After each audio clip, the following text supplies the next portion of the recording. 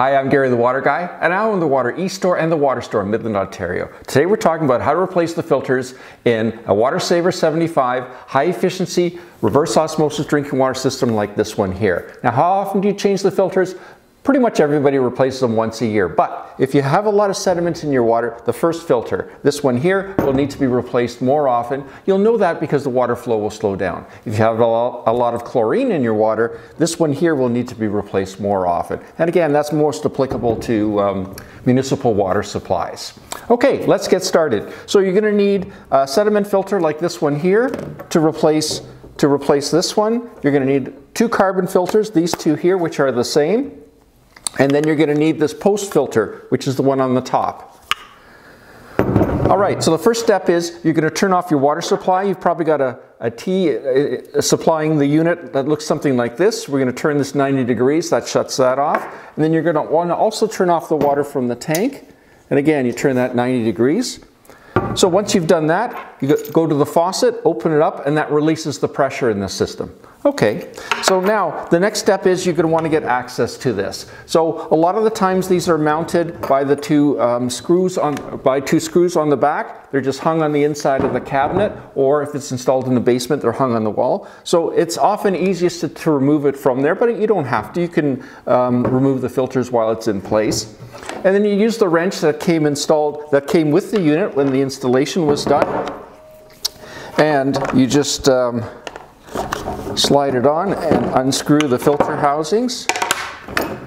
So once you take the filter housings off, I should mention too that if you're looking for discount pricing on the replacement filters, we have them available here at our e-commerce site.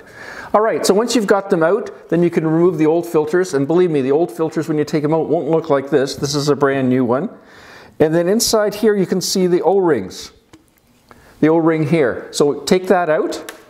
And then wash out the filter canister, and I fill it about 1/3 full of water and then put a tablespoon or so of bleach in there to disinfect it, clean it out really well. Once you've got it cleaned out, of course that would be the same for all three of these.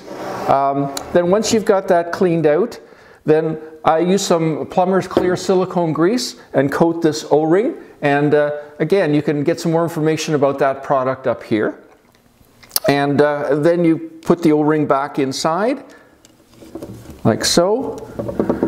Grab the new filter. I mean, the new filter would be wrapped in cellophane like this one here is. Of course, you'd remove that. And then you slide the filter inside. Just be sure that you center it over, there's a little nipple that sticks up in the middle. Make sure you center it over that. And then you screw it back on here. Now I usually do one filter housing at a time, and that way there's no chance of mixing up a carbon filter, which goes in these two, for a sediment filter, which goes in this first one. Okay, so once you've got that on there, then again you'd use the wrench. Slide that on, and then you just tighten it. You don't have to reef it down, but just tighten it up, and that'll make sure that it doesn't leak. Okay, so you do the same for these two here, and then you need to change this post carbon filter here. Now these have quick connect fittings on the end, and basically how those fittings work is you slide them in and then pull the fitting out like that. And then when it comes to, so you'd remove the filter, this filter. Now you have to be very careful because there is a direction on this one, and it flows from left to well, from my view, from left to right. And this fat end is the in end, this skinny end is the out end. So it's kind of like an arrow. So you slide that back in.